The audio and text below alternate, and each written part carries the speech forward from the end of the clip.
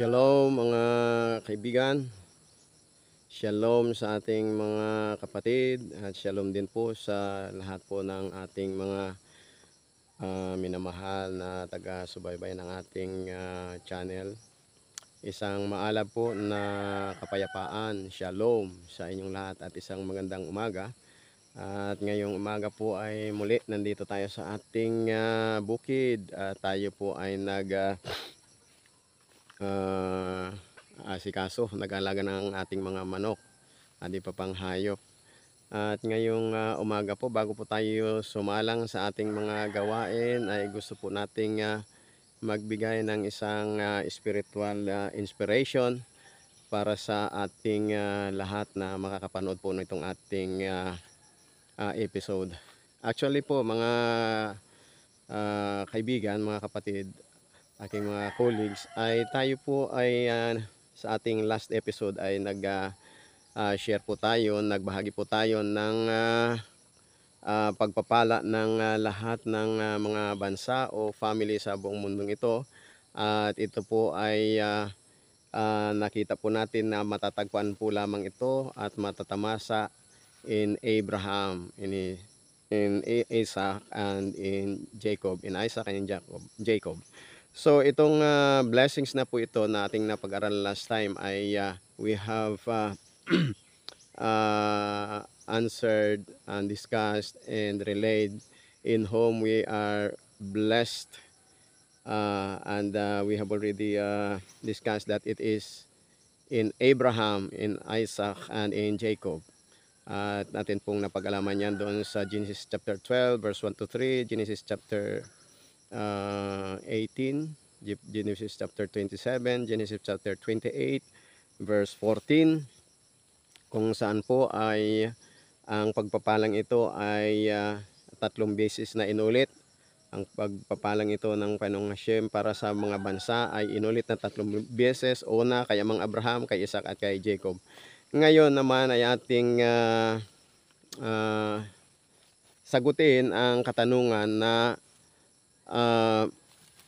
sa papaanong paraan, no? Kung kay Abraham, kay Isaac at kay Jacob tayo pagpapalain, sa papaanong paraan po naman.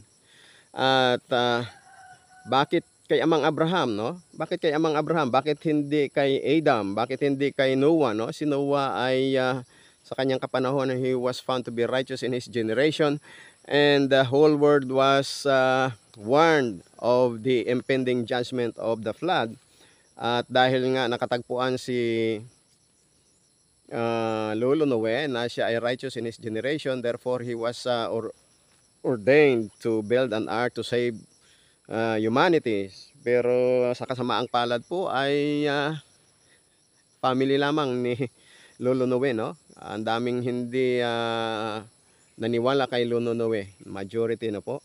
So sa ngayon, bakit hindi kay Lolo Noe? Bakit hindi kay Lolo Adam pagpapalain ang buong sanlibutan? Bakit kay Amang Abraham? At ito po, ang kasagutan po nito ay mababasa po doon sa tala doon sa Genesis chapter 18 verse 19, na sinasabi na I know Abraham that he will teach his children of my statutes and my judgments. Okay. So yun po ang dahilan kung bakit kay Amang Abraham, no? Aside from the first instance that Abraham was found to be righteous in the sight of God dahil sa kanyang pagpaniwala na mayroon lamang isang Diyos na gumawa nitong lahat ng bagay dito sa mundong ito. And therefore, si Amang Abraham ay tinawag ng Panginoon to be the bearer, to be the propagator of the words or commandments of God. At ito ay maliwanag doon sa Genesis chapter 18 verse 19, no? Ang salitang no o ang Hebrew word niya po ay yada. Ang ibig sabihin po ay mayroong intimate relationship ang God with Abraham. Okay? And God knew Abraham. Ibig sabihin po ay mayroon intimate relationship ang God with Abraham, the same thing Abraham with God. Mutual, intimate relationship. At ano ang word na yada ay nag-imply ng pag-ibig ng Diyos kay Amang Abraham. At ano po ang dahilan? Dahil alam ng Panginoong Diyos, alam ng Panginoong Hashem na si Amang Abraham ay tuturoan niya ang kanyang mga anak ng kanyang mga kautusan, ganun din ang kanyang kanyang sambahayan. Therefore, ito yung dahilan, no? Kaya nga si Amang Abraham ay tinagurian na siya yung ama ng lahat ng mga bansa, no? Many nations, no? He is the father of many nations, no? His name was Abraham, meaning from the other side. And when God found that Abraham was worthy to carry on his words or to protect or safeguard the commandments of God, therefore his name was changed from Abraham to Abraham, adding letter H or Hey in his name, which is the one of the letters in the sacred name of God. So therefore, Abraham now was found to be the bearer of these words of God. Okay, so he is commanded, no, to teach his children and his grandchildren. Therefore, ito yung dahilan kung bakit si Amang Abraham, bakit kay Amang Abraham pagpapalain ang buong mundo? Dahil dito sa katangiang pagsunod ni Amang Abraham sa kautusan ng Panginoong Hashem. And then, pagtuturin do sa kanyang mga anak at mga inapo sa kanyang offspring sa kanyang household, no? So this was happened, no? It was handed down to Isaac and to Jacob and to Israel. Ito na yung generation of Israel. Therefore, this law, these commandments was the sole responsibility of Israel, the children or the grandchildren of Jacob, to teach the words of God. That is why in Psalm 147 verse 19 to 20, God shows his words to Jacob, his judgments to Israel, and he did not deal to any nations, and they did not know the judgments of God. Therefore, it was Israel who will teach them these words that was entrusted to Abraham. So this is why in Abraham, all the nations will be blessed. How? They will obey the commandments of God through the teachings of Abraham, Isaac, and Jacob, Israel. They will learn from them this law in order for them to be blessed. Okay?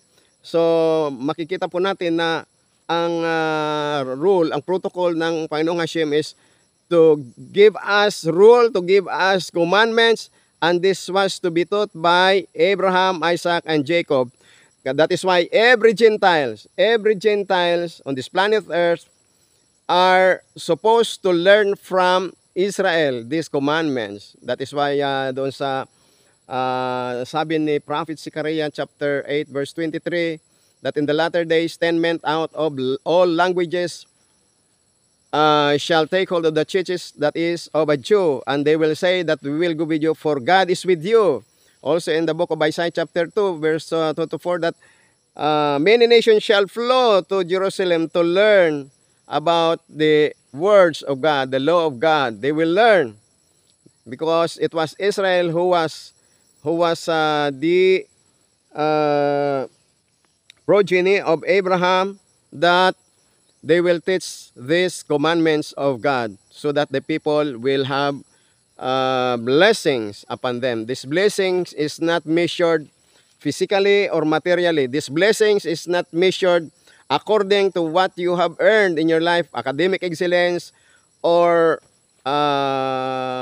financial success, or any achievements, any physical achievements. This is not measured by those. These blessings is ultimately measured according to what we have done in accordance with the law of God, with the words of God. That is why the conclusion, according to the wisest man here on earth, that lives on earth, King Solomon, according to him, the conclusion of the whole matter is that to fear God and obey his commandments, according to Ecclesiastes chapter 12. So, my dear friends, Okay? We are here to share this nuggets of wisdom, in fact, divine wisdom, that the words, the protocol that God has given in this world is that we have to obey His commandments. And these commandments is being taught by the family of Abraham. And this was already codified, encoded in the Torah, in the 5 books of Moses, and also in the words of the prophets, Nevi'im, and also in the holy writings or Ketuvim in the Hebrew scripture. So therefore, my dear friends, this is the ultimate things that we must do to obey His commandments, which was taught by the children of Abraham. And every one of us who become enlightened, because according to the words of Prophet Isaiah, chapter 49, Israel is the light of the nations. They will be the one to teach this light. This light, according to King Solomon, Proverbs chapter 6, verse 23, is the law or commandments of God. This is the light of God, the commandments of God.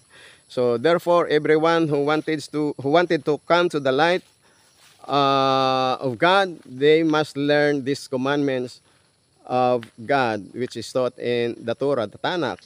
Okay, so hopefully every one of us may have gained something from this sure or lessons from the words of the Torah. May Hashem bless us all. Shalom.